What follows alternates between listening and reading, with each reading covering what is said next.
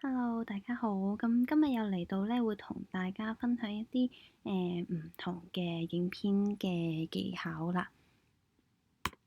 好，咁今日咧就會同大家分享一個 exercise 啦，就係一個初學者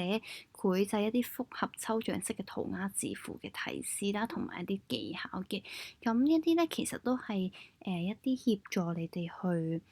brainstorm 你哋一啲唔同嘅設計出嚟嘅圖畫啦、圖案啊，或者一啲符號啊等等嘅嘢啦。咁就呢一啲其實咧都可以幫到你哋去做你哋一啲唔同嘅 artwork 啦，即係可能一啲塗鴉啦、graphic design 啦，可以做一啲漫畫嘅人物啦。咁即係更多嘅可以，譬如你做一啲 fashion design 嘅一啲 printing 啊，或者你做一啲artwork 啊，或者畫畫啊等等都可以加入，即係將呢個 technique 加入去你哋一啲唔同嘅 artwork 裏邊嘅。咁就視乎翻你哋想呢一種嘅元素點樣去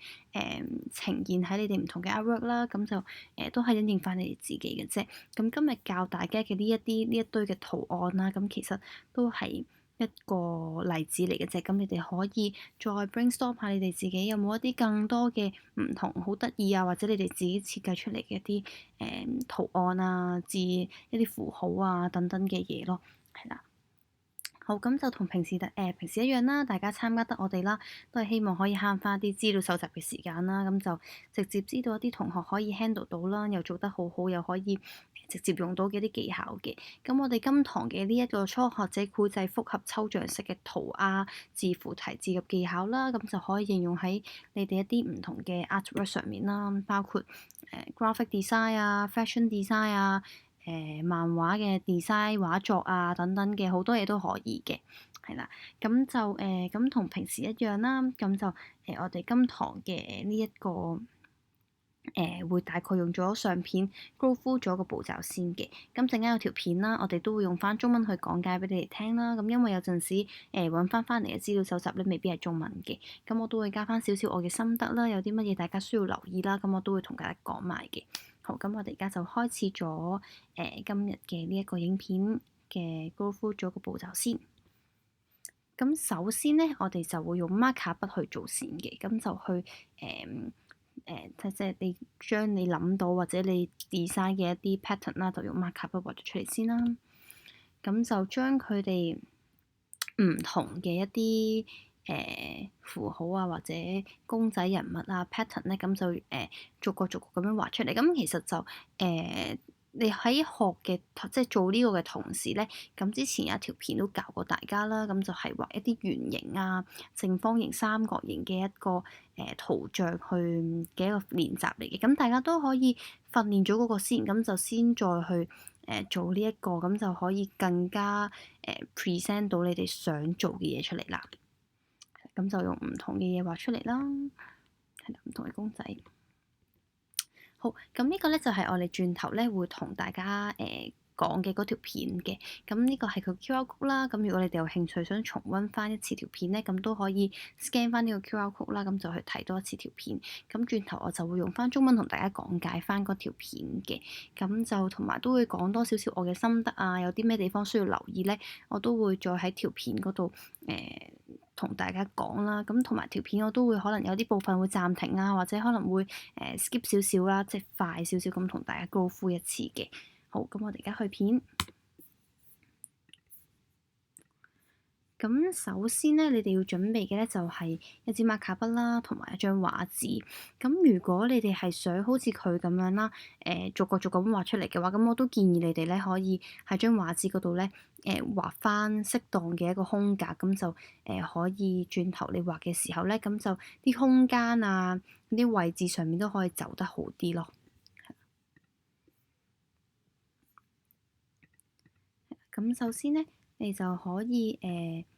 落筆啦，落筆咁就其實落筆畫嘅時候，第一個啦，咁其實佢呢啲全部嘅公仔啊，咁樣其實都不外乎係用圓形、三角形、正方形嘅呢啲去變化出嚟噶啦。因為圓形啦，咁圓形有唔同嘅圓形，咁其實你訓練咗，即係你練得多嗰個圓形，其實嗰啲控制上面都會做得好好，即係可能啲彎位啊嗰啲等等，你都可以做得好好嘅。咁你就可以先練習翻一啲唔同嘅circle 啊等等嘅嘢啦。咁之後咧，咁就再落手去做。咁或者咧，甚至乎你可以跟佢呢條片咁樣畫一次佢畫嘅嘢啦。咁你就可以跟佢畫一次，跟住就當係練習一啲唔同形狀嘅一啲圖像嘅設計啦。咁跟住咧，你就可以慢慢咁去加自己一啲元素啦，即係或者可能練習多咗，咁當你handle 到圓形啊、三角形啲尖位啊，咁你就可以喺嗰啲三角形啊、圓形、正方形嗰度咧，再加入自己更加多嘅 idea 啦，去令到嗰個 pattern 更加多元化嘅。咁佢就每一個 pattern 都係咁樣你可以自己邊畫邊諗，或者你諗好晒一堆，跟住就可以將佢畫晒出嚟啦。跟住咁就可以因應翻你嘅呢一堆嘅圖案啦，咁就去做你嘅 design 都得嘅。咁其實你見到佢呢啲位啦，呢啲耳仔呢啲位其實都係圓形咁樣做啦，呢啲位啊圓形都係，所以就基本上練咗圓形啊、三角形啊、正方形啊啲角位咧，你練得靚咧、做得好咧，咁基本上其實好多嘅形狀啊，或者好多嘅公仔，其實你都一樣可以畫到嘅，係啊，即係唔會話太過難去 handle 或者太過難去控制嘅。咁包括可能係一啲人物嘅眼耳口鼻啊，咁等等嗰啲都係一啲圓形啊、正方形啊、彎位啊、彎線咁樣去做出嚟嘅啫。所以練得多啦，練得多就一定會更加好嘅，同埋會令到你平時可能畫出嚟嘅圖案咧就更加得心應手咯。係啦，好，咁跟住咧，佢就可以開始畫第三個啦。跟住其實每一個圖案佢都係一樣咁樣做嘅啫。咁你哋都可以因應佢今日做嘅呢一個呢一個嘅 pattern 啦，咁去做一啲訓練啦，即係可以跟住佢咁樣畫啦。咁之後咧就再可以畫好晒之後咧，咁你就可以將你哋想做嘅 design 啦，咁就好似佢咁樣逐個逐個咁樣喺每一格格仔咁樣畫翻出嚟啦。咁就將佢哋慢慢再改良咯，因為你始終第一次畫咧，可能係會有啲同想像上有少少出入嘅，咁就唔需要話太過擔心，因為其實畫畫都係一門工多藝術嘅技巧啦。就算你見佢可能佢而家即興咁樣畫到好多嘅唔同嘅 pattern 啦，咁其實佢之前都應該一定係做過好多唔同嘅訓練咁樣去練出嚟嘅，咁所以咧。唔需要擔心啦，咁所以就練習多啲咧，咁就一定會成功嘅。咁可能你哋平時即係可能你哋做呢個 artwork 之前啊，或者等等啦，咁就訓練多少少一啲唔同嘅技巧啦，圓形啊、三角形啊、正方形啊，咁畫多幾次，咁其實就 OK 噶啦。咁就見到佢而家都係每一個公仔咁樣自己跟住自己想做嘅創作啦，咁就慢慢一個咁樣畫出嚟。咁你見到佢都係逐個咁樣去畫翻出嚟。咁呢啲位咧就係嗰啲三角形嘅位啦，會做到嘅一啲位啦，嗰啲尖位啦，所以就一定有用㗎。唔會冇用，同埋通常所有嘅呢啲一啲唔同嘅圖案咧，都係由圓形、三角形、正方形呢一啲嘅 pattern 去進化出嚟嘅啫。即係你見到呢啲都係一啲正方形啊，呢啲圓形啊、三角形、圓形啊咁樣去做出嚟，所以練習晒呢三個咧，咁就一定對你哋有幫助嘅。係啦，見到啦，呢啲角位呢啲啦，都係三角形去變化出嚟嘅，呢啲位啦都係啦。咁所以就係咯，都係練習多啲啦。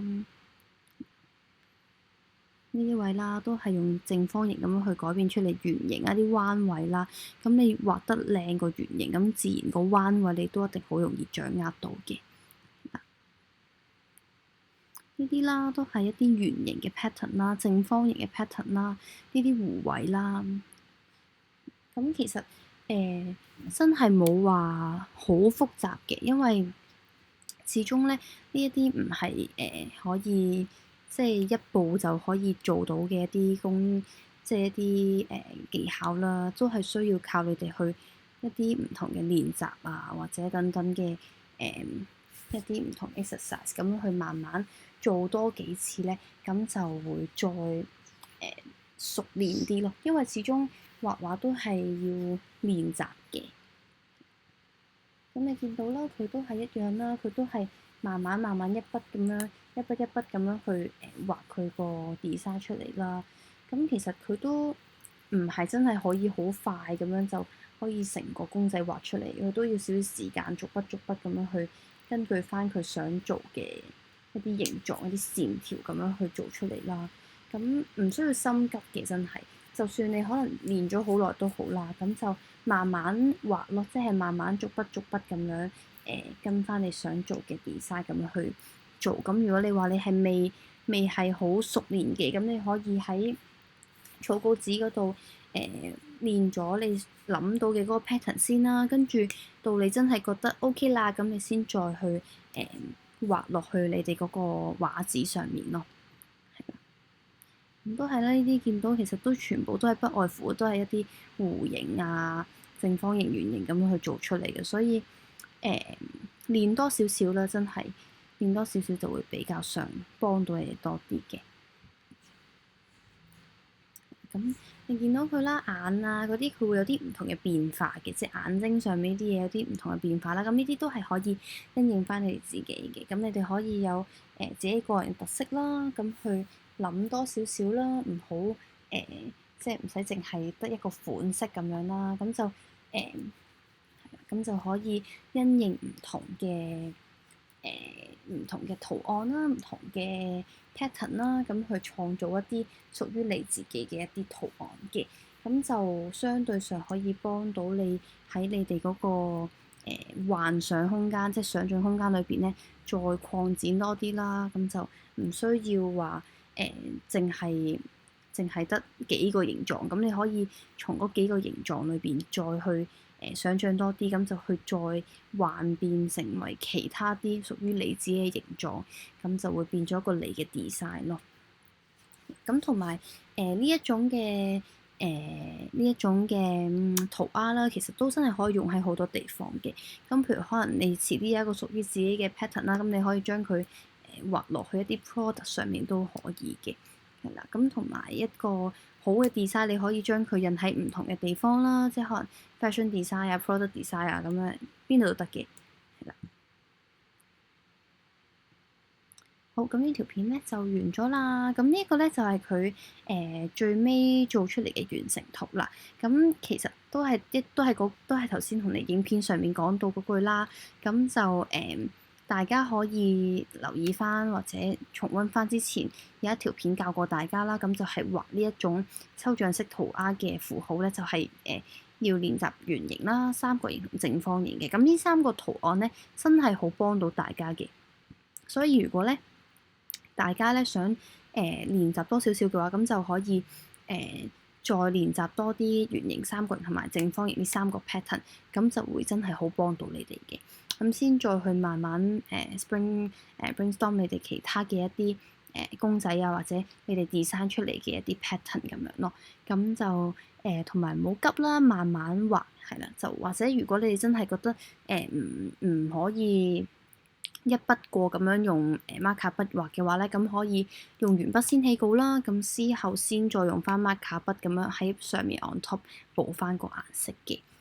好，咁我哋今日條片嚟到呢度啦，咁我哋下一條片再見啦，thank you，拜拜。